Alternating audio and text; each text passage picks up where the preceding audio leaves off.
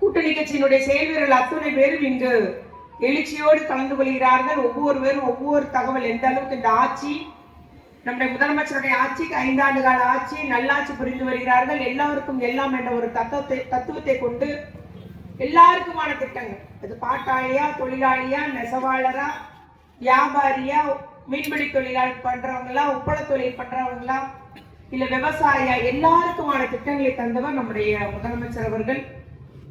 அதுபோல சொன்ன வாக்குறுதியில கிட்டத்தட்ட 75% வாக்குறுதிகள் நிறைவேற்றப்பட்டுள்ளது. அதை அழுத்தமாக சொல்லணும்.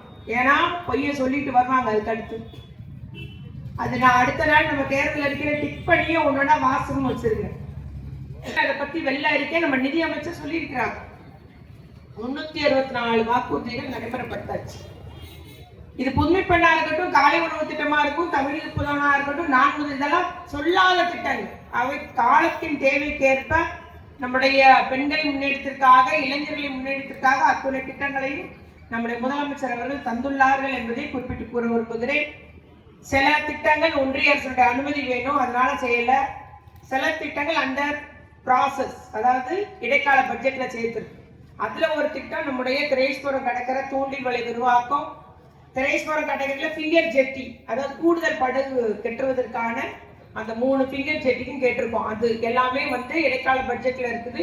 நமக்கு அடுத்து வந்த உடனே அந்த பணிகள் தொடங்கும் என்பதை இங்க கூறிக்கொள்ள விரும்புகிறேன். சரக்கு போல அழகா நம்ம செஞ்ச அத்தனையும் சொல்லிட்டாரு. ஒண்ணு மறந்துட்டாரு. மீனவர்களுக்கான பிரத்யேக வங்கியை உருவாக்கி இருக்கோம். அதுவும் தேர்தல் வாக்குறுதி தான். அதையும் நம்ம உருவாக்கி தந்திருக்கோம். அவங்க எல்லா வாக்குறுதியையும் நிறைவேற்ற முடிஞ்ச அத்துணை வாக்குறுதி நம்ம தலைவர் நிறைவேற்றி தந்தவர் இங்கு கூறிக்கொள்ள விரும்புகிறேன். கிட்டத்தட்ட நம்முடைய தொழில் முனைவோர் மட்டும் இன்னைக்கு மீண்டும் முதலமைச்சர் சொல்லியிருக்கிறார். நம்ம 2023 முதலமைச்சராக பொறுப்பேற்கும் போது 1.25 லட்சம் பெண்கள் தொழில் முனைவோராக இருந்தாங்க. தொழில் அதிபர், பெண் தொழில் அதிபர்களா இருந்தது 1.25 லட்சம் பேர். சிறு குறு தொழிலாளர் இருக்கலாம், பெரிய பெருந்தொழிலாளர்களா இருக்கலாம். ஆனா இன்னைக்கு பெண் தொழில் செய்யறவங்க நம்முடைய தமிழகத்துல 9.5 லட்சம் பேர், கிட்டத்தட்ட 8 மடங்கு உயர்வு. ஆகவே பெண்களையும் தொழில் முனைவோர் ஆக்கணும்னு ஒரு தனி திட்டம் இருக்கு. பெண் தொழில் முனைவோர் திட்டம்னு இருக்குது. அவர்களையும் 2030 பொருளாதார வளர்ச்சி ஈடுபட செய்யணுன்றது நம்முடைய முதலமைச்சருடைய உன்னத திட்டம். இது இந்தியாவில வேற எந்த மாநிலத்திலும் கிடையாது. ராஜஸ்தான்ல 3.5 லட்சம் பேர் இருக்காங்க. அதையும் பட்டியலிட்டு நம்முடைய தலைவர் இன்னைக்கு சொல்லியிருக்கிறாங்க. ஆகவே இது ஒரு உதாரணம் தான். இவ்வாறு நம்முடைய முதலமைச்சர் அவர்கள் எல்லா பகுதியும் முன்னேறி நம்முடைய ஊரை இப்ப பேசுறாங்க. எல்லாரும் எவ்வளவு வளர்ச்சி பெறுதுன்னு தெரியும். விளையாட்டு அரங்கம் இப்ப கெட்டப்பட்டு வருகிறது. மெயின்டெனன்ஸ் பண்ணிட்டு இருக்கோம். நல்ல முறையில தண்ணி வசதி, அது மெயினா நம்முடைய திரேஸ்வரம், தொம்மையார் கோயில் அந்த சைடு ஃபுல்லா எவ்வளவு சிரமம். பெண்கள் தான் சிரமப்பட்டாங்க, வேற யாரும் கிடையாது. வண்டி தள்ளி அவங்களுக்கு நெஞ்சே வலி வந்துடும். அவ்வளவு பிரச்சனை. நீங்க 4 குடம் 5 குடம் வச்சு அவங்க தள்ளுற ஸ்டைலே தண்ணி. அவங்கெல்லாம் அப்படி இந்த கையெல்லாம் பவரா இருப்பாங்க. ஏன்னா அந்த வெயிட் தள்ளி அந்த அளவுக்கு இருந்தோம். இப்ப அந்த நிலையை அந்த வண்டியை நான் தேடி பார்த்தேன். ஐயோ போட்டோ எடுத்து வைக்காம விட்டுட்டமே நினைச்சேன். அந்த கடற்கரையில இப்போ தண்ணியே கிடையாது, அந்த வண்டியே கிடையாது. அந்த அளவுக்கு நல்ல முறையில தண்ணி வசதி செய்து கொடுக்கப்பட்டுள்ளது. எம்எல்ஏ ஃபண்ட் ஃபுல்லா போட்டு அங்க தண்ணி வசதி பேவர் பிளாக் ரோடு முத பண்ணி கொடுத்தோம். இப்ப நல்ல தண்ணி வசதி, தினசரி தண்ணி வசதி ஏற்பாடு செஞ்சிருக்கோம். இது ஒரு உதாரணம். அடிப்படை கட்டமைப்பு வசதி எந்த அளவு இருக்கு. நான் 96ல இருந்து அரசியல் இருக்கேன். வருகின்ற ஆகஸ்ட் வந்தா 30 வருஷம் முடியும். எங்களுடைய திராவிட முன்னேற்ற கழகம் தொடங்கி 75 வருஷம் முடிஞ்சுது. ஆனா 1 வருஷம் கட்டி தொடங்கிட்டு நான் தான் முதலமைச்சர் சிலர் வர்றாங்க. நான் தான் முதலமைச்சர் சொல்றாங்க. ஆனா பாஜக வார்த்தையை சொல்ல பயந்து சாகிறார்கள். பாஜக வார்த்தையே சொல்ல மாட்டாங்க. அவரை பார்க்க இறந்த 41 பேர் கூட போய் வீட்டுக்கு போய் ஆறுதல் சொல்லல. புது கலாச்சாரம். துஷ்டி வீணா நம்ம என்ன செய்வோமா, அன்னைக்கு போல மறுநாள் போய் வீட்டுல போய் ஐயோ பாவை இறந்துட்டாரா என்ன நம்ம ஆறுதல் சொல்லிட்டு வருவோம். ஆனா அதெல்லாம் எல்லாரும் என் பங்களாவுக்குன்னு சொல்லிட்டு அதுல ஒரு வண்டியை அனுப்பி எடுத்து ஆறுதல் சொல்றாங்க. புது ஒரு கலாச்சாரத்தை உருவாக்குறாங்க. அதே போல இவர் பெண் பாதுகாப்பை பத்தி சொல்றாரு. இவருடைய மனைவிக்கும் பிள்ளைகளுக்குமே பாதுகாப்பு அளிக்கல. பிள்ளைக்கு பையனுக்கு 25 வயசு ஆச்சு. ஆகவே அவங்க அதே போல பார்த்தீங்கன்னா தாம் பிரச்சனை கூட குரல் கொடுக்கல. ஜனநாயக படம் ரிலீஸ் ஆகுது, நிறுத்தி வைக்கப்பட்டிருக்கு. அதுக்கே குரல் கொடுக்கல. இவர் என்ன ஜனநாயக ஆட்சி நடத்த போறான்னு தெரியும். அதனால அதே போல பாத்தீங்கன்னா நமக்கு தமிழ்நாட்டுல பாஜக அரசு எவ்வளவோ நெருக்கடி கொடுக்கும்.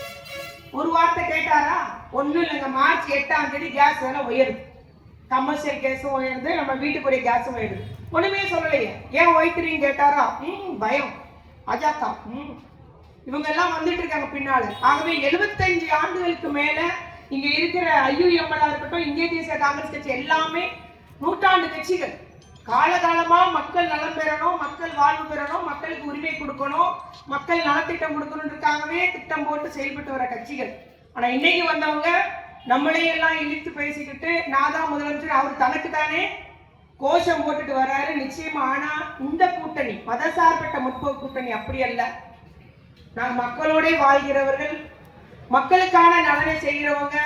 நம்ம திராவிட முன்னேற்ற கழகம் ஒரு திட்டம் ஒரு பயன் தரலன்னா உடனே கூட்டணி கட்சிக்காரங்க சங்கம்னே வந்து சொல்வார், ஏக்கா இது சரியில்லை, மாற்றணும். அதுதான் கம்யூனிஸ்ட் கட்சி. ஆளுகின்ற கட்சியில எந்த ஒரு குறைபாடும் உடனே சுட்டி காண்பாங்க. ஆகவே கம்யூனிஸ்ட் கட்சி என்பது நம்முடைய ஆட்சியினுடைய நடவடிக்கைக்கு ஒரு ஆலோசனை சொல்லக்கூடிய கட்சியாக இருக்கு.